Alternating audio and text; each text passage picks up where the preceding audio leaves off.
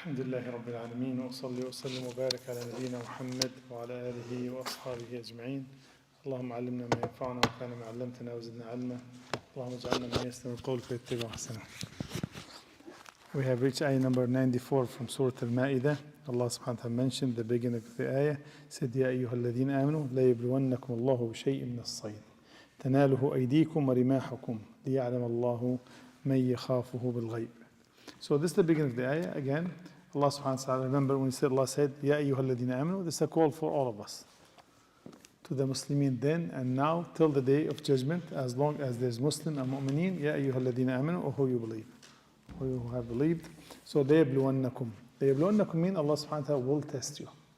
There will be a test. As Allah subhanahu wa ta'ala have mentioned in many surahs in the Quran, many verses in ayat, Allah will test us. No doubt, there's no way around it. So this is something where, when we hear the statement of Mas'ud radiallahu anhu, I said, pay close attention when you hear Allah said, oh who you have believed, oh who you believe. So basically, something good to follow or something haram to stay away from. And when you hear Allah subhanahu wa ta'ala said, Allah will test you, you're going to be tested no doubt, then Allah subhanahu wa ta'ala, here you need to understand that this is by the mercy of Allah subhanahu wa ta'ala. That's Allah informing you, Allah is going to test you. Right? So then be ready. Surely Allah subhanahu wa ta'ala will test you, be ready. And this is from the mercy of Allah. Imagine something to give you like a chance. This is going to be tested. And tested, Allah subhanahu wa ta'ala give you what a task. What a test. This is a test. Be careful. Don't fall into it. So Allah subhanahu wa ta'ala will test you with some of the sayd. Sayd mean the fishing, here talk about, or hunting, or so on. Here mentioned hunting, the game. So this is hunting in the land, not the sea. Allah subhanahu wa ta'ala mentioned because there's another ayah talk about fishing from the sea. This talk about the hunting. Say tanaluhu, it's reachable by your own hand. You can grab your prey with your hand. Imagine all your spares. So it's so easy to catch the prey. So within your reach, to do. So however, this is subhanAllah, and Allah subhanahu wa ta'ala, as He tested Bani Israel, and remember we have mentioned the ayat before, Allah tested Bani Israel in Surah Al-Baqarah, and we said, Allah subhanahu wa ta'ala, do not fish on Saturday, otherwise there's going to be consequences and punishment. And they have done the game, which is they threw the net on Friday and they pick it up on Saturday as they're working, on Sunday, I'm sorry, and they're working around the rules of Allah subhanahu wa ta'ala. So this does not work. So the thing is, so Allah subhanahu wa ta'ala, however, the Muslimin, Allah tell them, you will be tested, and they were tested before you. Right? So there's no one without getting tested, even the prophets and messengers and every other nation. So subhanAllah, the Sahaba have succeeded 100%, was not narrated one Sahabi, one companion failed the test. Not even one single Sahabi. Each single Sahabi followed the rules of Allah subhanahu wa ta'ala, and they were tested to the point they said, no one sees them. The prey used to go to their tent. Inside their tent, they're able to grab it, only Allah sees. And this much of the fear of Allah and the taqwa they have in their heart, subhanAllah, and they did not do it. And of course, reachable with your hand means something small prey, those like cannot run fast, and when you spares, the bigger praise and so on. And why this is, why Allah subhanahu wa ta'ala said, لِيَعْلَمَ اللَّهُ مَن يَخَافُهُ بِالْغَيْبِ. So Allah subhanahu wa ta'ala may make evident for those who fear Him in unseen. Who fear Allah subhanahu wa ta'ala when He's alone, when He's by Himself, بالغيب. As Rasul sallallahu alayhi wa sallam mentioned the hadith, said, shows the reward for the one who fears Allah subhanahu wa ta'ala when He's alone. This is the thing. And there's also the consequence for the one who does not fear Allah subhanahu wa ta'ala, إِذَا اخْتَلُوا بِمِحَارِمِ اللَّهِ, when they are alone. When away from the people, they could do it, no one can see them, they do the haram things.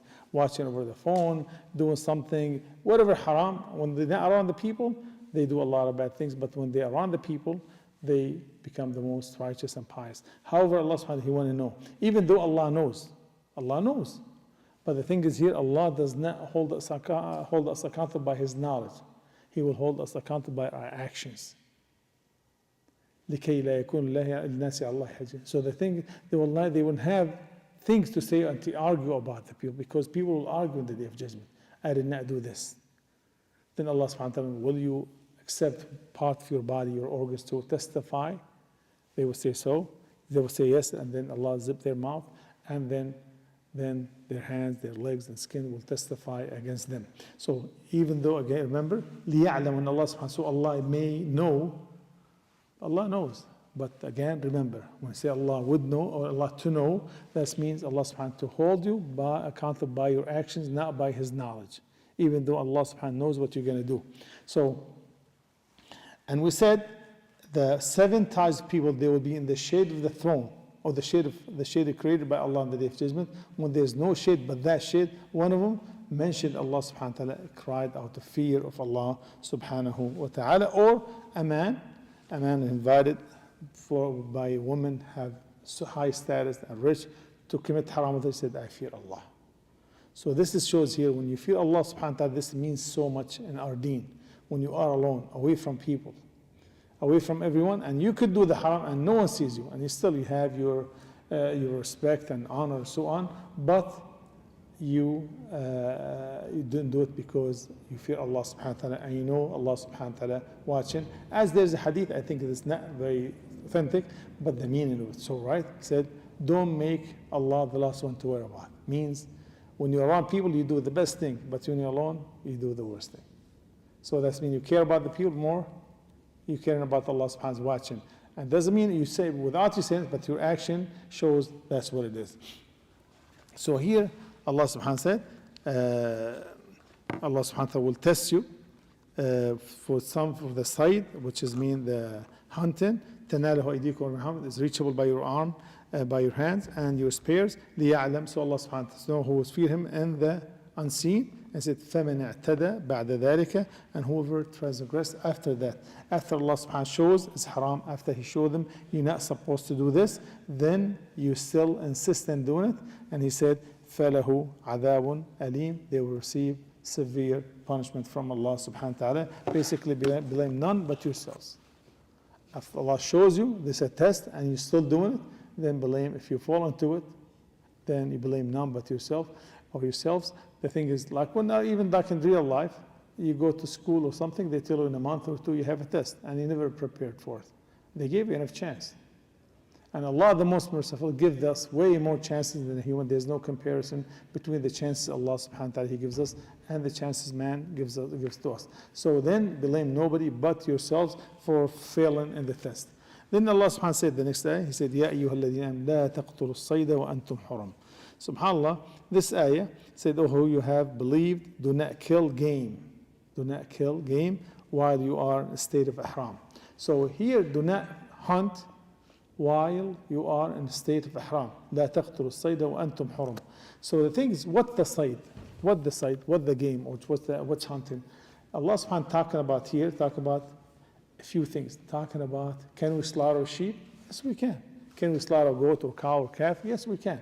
Talk about hunting. What hunting? The wild animal, the edible wild animals. Like, for example, deer, ostrich, and so on.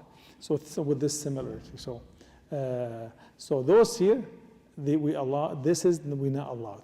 And remember, hunting is not allowed in Mecca for anyone.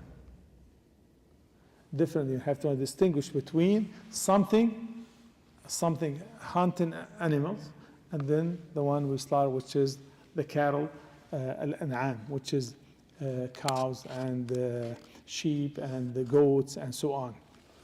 Those we allow to slaughter. Talk about hunting here, talk about wild, edible animals. Like we said, like deer and so on, ostrich and other stuff. But there's some stuff the scholar said, how can we kill other animals besides this? Are we allowed? Yeah, of course, there's things we're allowed to kill. One of them is given. He said to the muhrim, the one who stayed in haram, he allowed to kill the mice, allowed to kill the kite, allowed to kill the snakes, allowed to kill the crows, or some type of the crows, and so on. So we allowed, and the vicious dogs, we allowed to kill those dogs. 5 animals, and they said in the narration, 6 animals. We allowed to kill them, whether we are in the state of haram in Mecca or outside Mecca. Those, he said, you should kill it, matter of fact. See a snake, those people do have they have snakes as a pet. That's not allowed. Those should be killed anywhere, the snakes. scorpion, and so on. So this is, we're not allowed to have, we should kill it, and we're allowed to kill it whether you are in Mecca or outside of Mecca, state of Haram or not, and so on. So are we allowed to kill, for example, someone, a lion or a cheetah or things like this?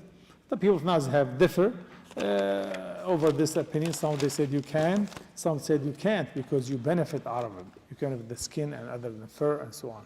So they have different opinion. Allah knows best.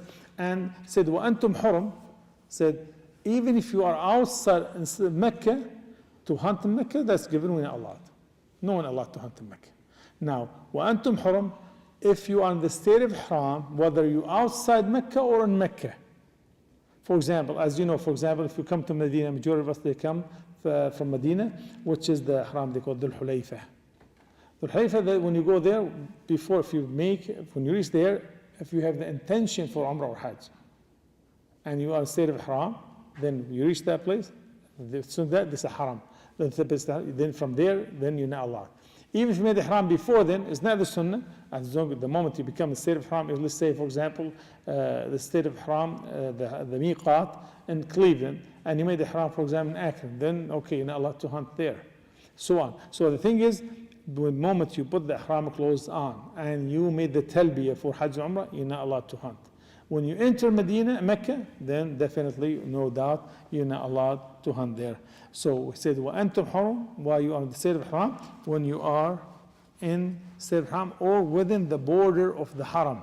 And the border of Haram of Mecca, assigned by Jibreel alayhi salam during the time of Ibrahim alayhi salam, then Prophet Muhammad assured, where is it? And so on. Still, now when you go there, you see, they said, the beginning of the Haram, the end of the Haram, by Arafah, by other Jarrah, the other places there in Mecca, and you know where the Haram is. We have the Miqat, different than the Haram. So Mecca, they have the Haram, and they're all called Masjid al-Haram. All Masjid al-Haram, all Masjid, all Haram.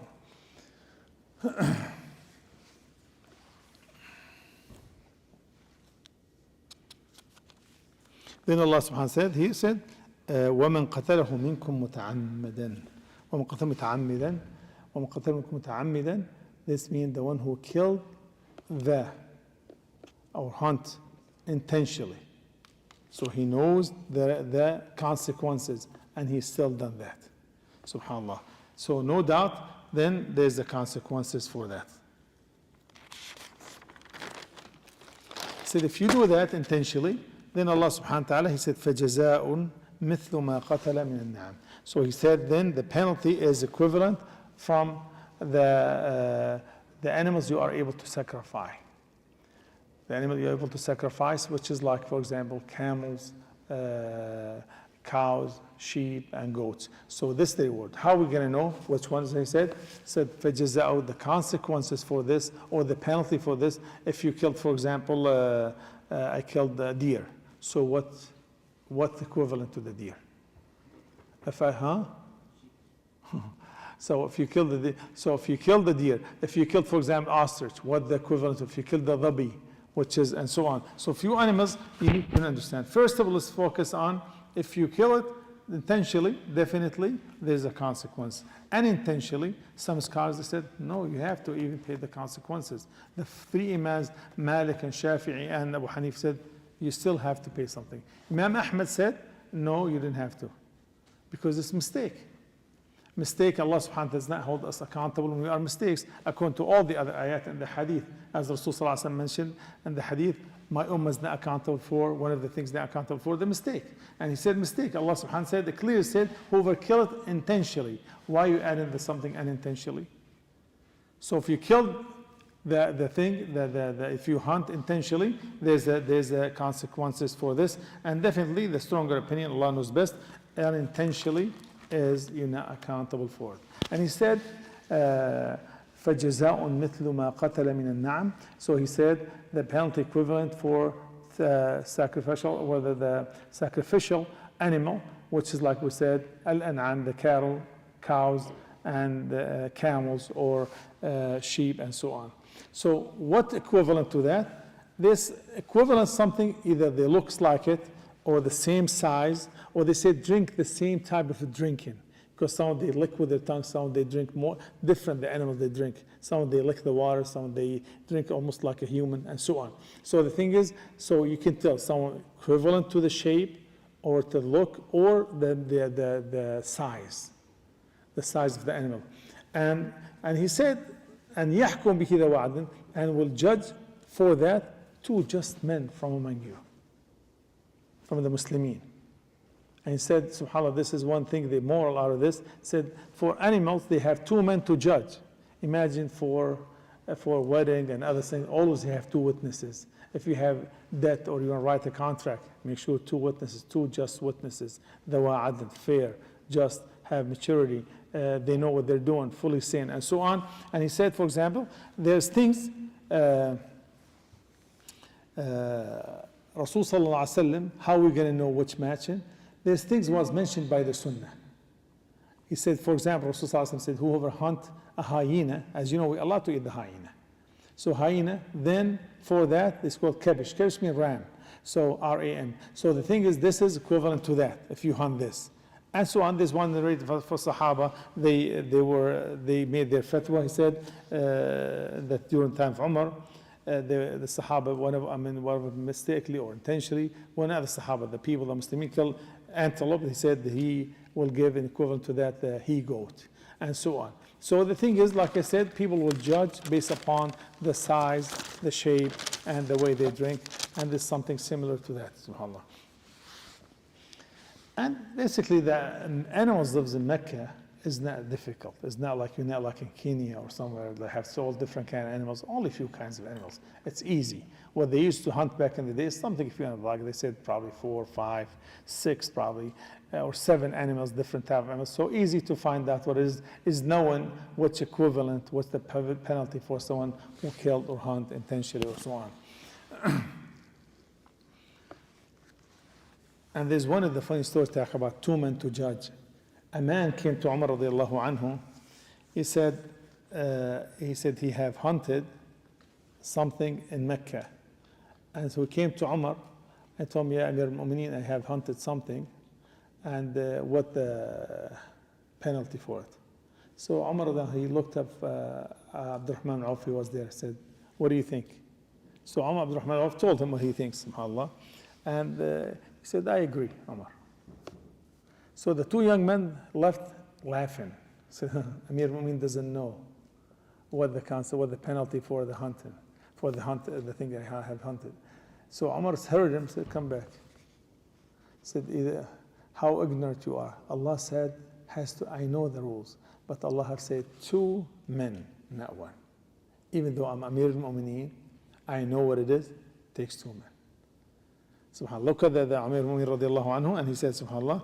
And they said, one of the story, they said he have whipped him. So, as he does, radiallahu anhu. So he said, فَيَحْكُمْ بِذَوَا عَدْلٍ مِنْكُمْ هَدْيًا بَالِغَ الْكَعْبَةِ. So hadyan, definitely, then he said, then will be offered, delivered to the Kaaba. So mean the one who will eat the penalty, the animal was sacrificed as a penalty for what the person did, they has to be going to Mecca.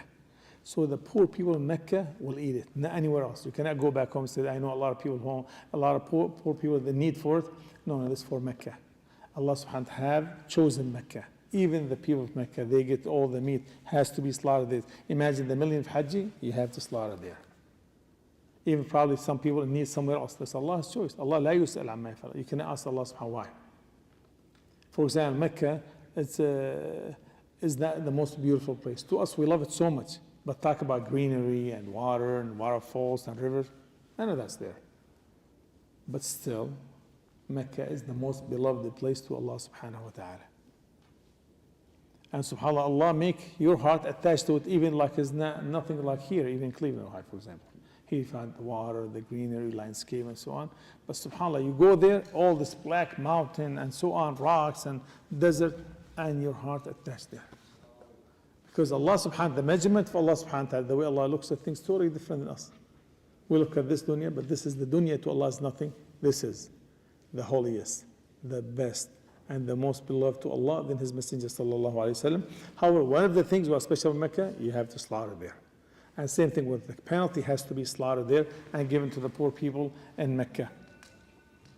So then.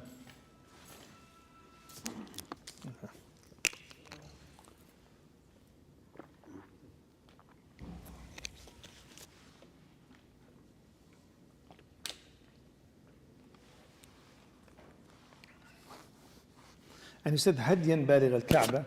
Even so, he said, should go to the Kaaba. The Kaaba because the most famous place in Mecca.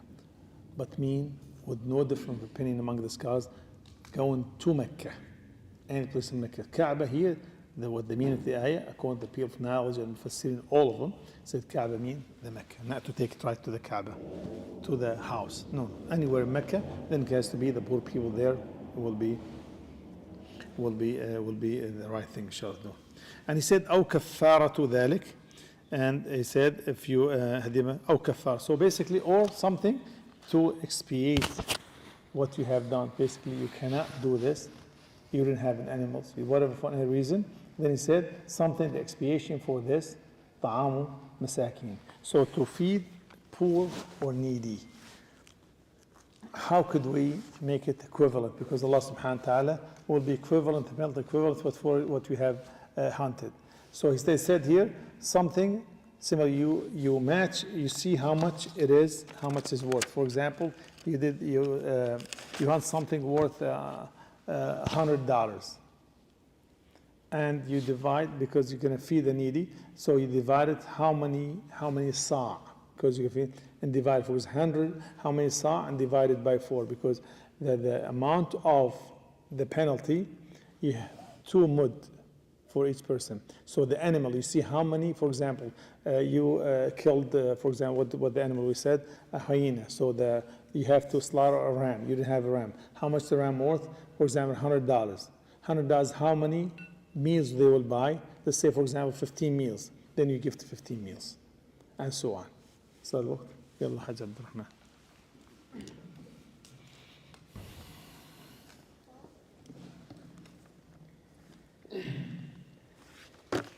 الله أكبر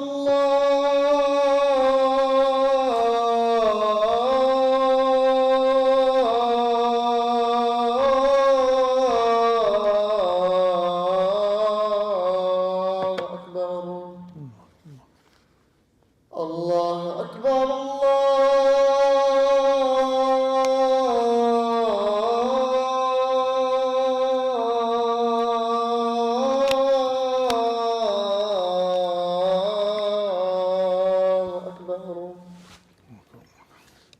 أشهد أن لا إله إلا الله أشهد أن لا إله إلا الله أشهد أن محمدًا رسول الله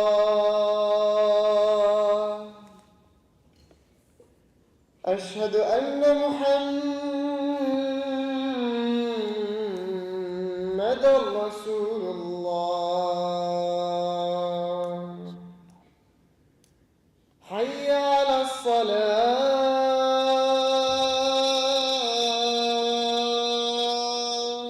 لا حول ولا قوة إلا بالله. حي على الصلاة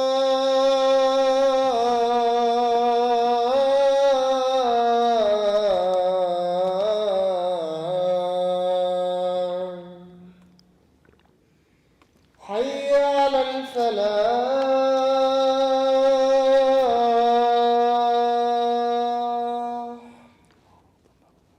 حي على الفلاح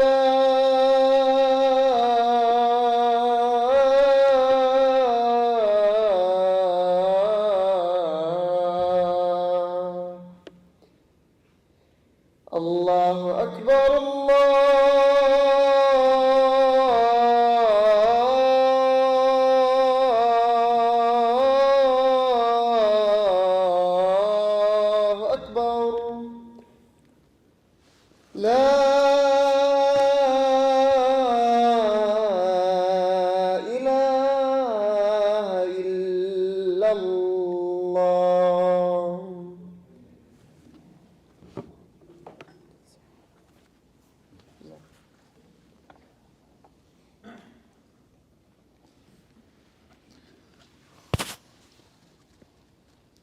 Alhamdulillah, sallallahu alayhi wa sallam, ala nabiyina Muhammad wa ala alihi wa sahbihi ajma'in. So remember, so this is something I just want to emphasize on this. If someone hunted something and for any reason he doesn't have something to slaughter, for example, nothing equivalent, then they will evaluate how much this, like I said, someone hunted a hyena, and then he have to slaughter a sheep, a ram, a male sheep. Then said, let's say, for example, worth $100, for example. $100 will feed, let's say, for example, 10 people, 10 mud, because the amount of food for each person should be like a mud, which is 2 handfuls, which is 1/4 of the sa', the prophetic sa'. So about 750 grams. So you give that. So let's feed 10 people. And he said, Allah subhanahu wa ta'ala said, أَوْ عَدُّ ذَلِكَ or to fast, equivalent to that. So how many days should we fast was not mentioned. The people of now, subhanAllah, they said, there's no life without the scholars. They said, same thing with the siyam, feed 10 people or 10 days, equivalent to the amount of people you can feed. Is that clear, inshallah? So you evaluate how much the animal you should sacrifice as a penalty. How much is, let's say, we said $100, $150, this will be enough to feed 10 people or 15 people, whatever it is. You fast the same amount of days of people you are able to feed. Is that clear, inshallah? Okay, very good. So then Allah subhanahu wa ta'ala said, لِيَذُوقَ وَبَالَ أَمْرِهِ. Before this, I want to elaborate over this. He said, if someone hunted a deer, are we allowed to eat out of it, or this considered as maytah? Question for you. Someone what? Someone hunted a deer. And left it? No, I mean, should he eat it or should leave it? Or should, what is maytah, or can we eat it? Because the deer, we know deer is halal. Something, but that somebody hunted a deer. For the purpose of the ones in the Ihram, or just Whatever you want, you tell me. if it's for the person in Ihram, shouldn't do it, but if it's just regular and he just gives it, you can. So there's like 3 options. This is very close, mashallah, tabarakallah. He said, if the hunter is in a state of ihram, definitely is not edible. If the other one, if he is not in the state of ihram and hunted for the people in the state of ihram, also not allowed to eat it. It's not edible. But and there's a story about this happened, authentic story by, I think it was named, Sahabi's name is Sa'ab ibn Juthama. He have hunted something when he heard Rasulullah coming to Mecca, he hunted something to offer it. And he was not in the state of his ihram. So he offered the Prophet ﷺ, and the Prophet did not eat. Imagine how hurtful that is. The Prophet there, and he made all the food, and he wouldn't eat it.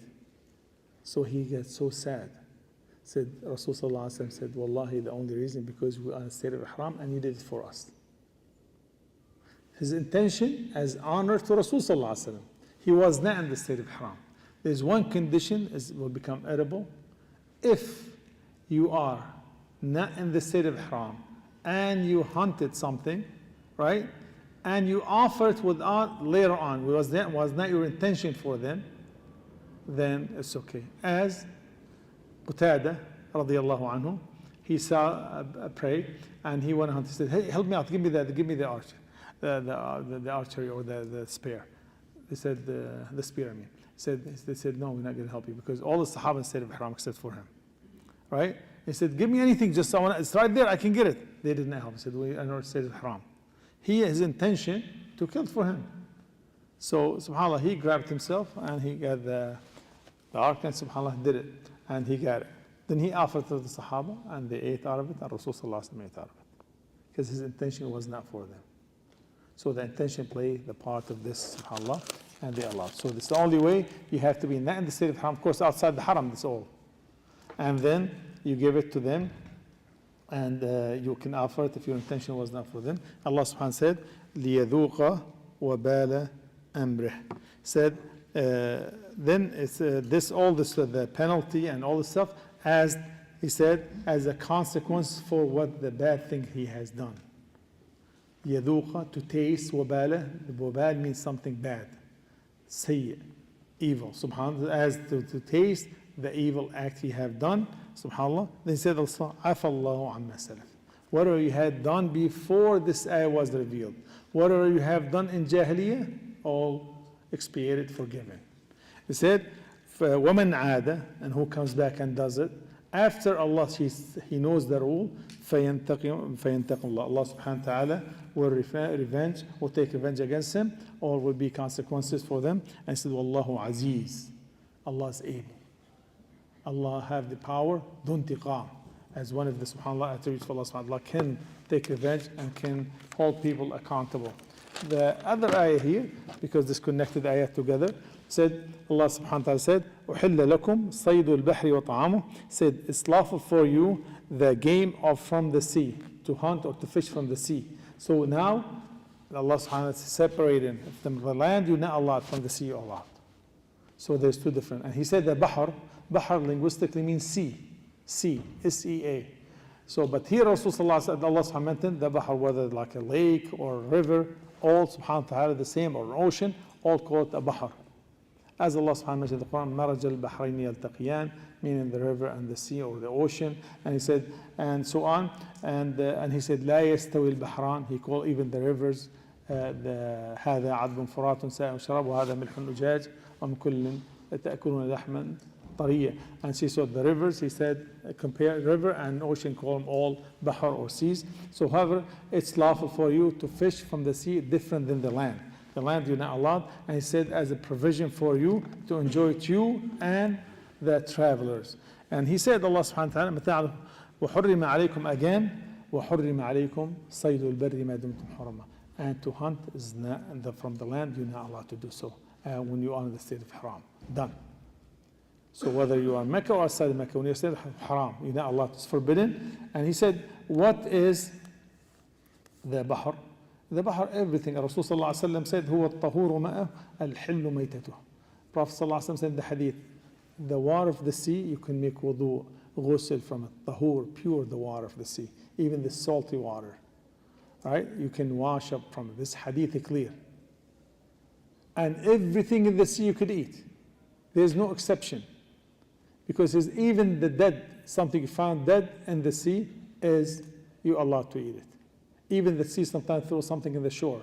You find that they're dead, still smell okay, eat it. And doesn't matter where is it, even something say floating in the water, eat it. So as long as from the sea, you're allowed to eat it, or you fish it, same thing, you're allowed to eat it. But has to be living in the sea. You cannot throw like a sheep in the middle of the sea, and or dead fish and say this is dead sheep and say, oh, this is dead from there, you found it there, subhanAllah. And the hadith was one of the beautiful stories. They said Rasulullah sent Abu Ubaidah bin Jarrah with a group fuel for a battle. He called Sariya. And they had no food with them. Was with them only bag of dates. Each Sahabi, each companion used to eat one date a day. A date. Going to the battlefield. And he said, he was asked one of the Sahaba, Jabir ibn Abdullah radiallahu anhu, said, how did you survive? He said, we used to keep it in our mouth, just suck on it all day long. Not chewing it. Subhanallah. So however, he said, after a while we reached to the sea. We found like a huge whale there. Huge. They said when we reached, like, I didn't know how many Sahabi this had in his eye. How big is it? So they said, I didn't know how many, this probably, I don't know, a month, 30 days or less or more, they were eating out of it. They were eating out, and they took back with them to Mecca. When they found it, there was dead. So they asked Abu Ubaidah, they said, no, this dead, we cannot eat out of it. They said, well, we have to, because we're about to die from hunger, there's necessity. If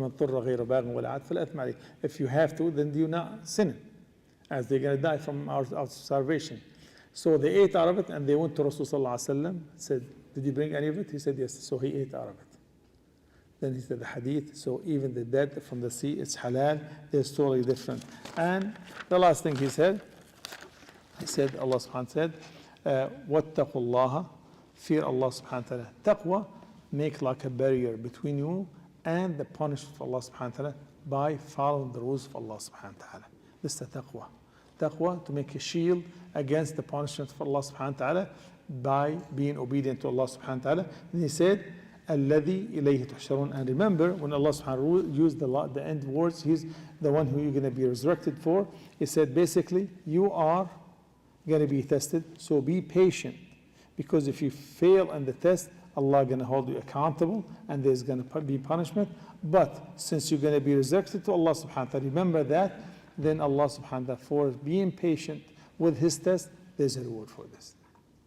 So remember the end of the ayat, الَّذِي إِلَيْهِ تُحْشَرُونَ, you're going to be resurrected to Allah subhanahu wa ta'ala and you will be punished or rewarded for your patient or failing the test. So this ayat inshallah, هذا والله أعلم سبحانك الله وبحمدك أشهد أن لا إله إلا أنت أستغفرك.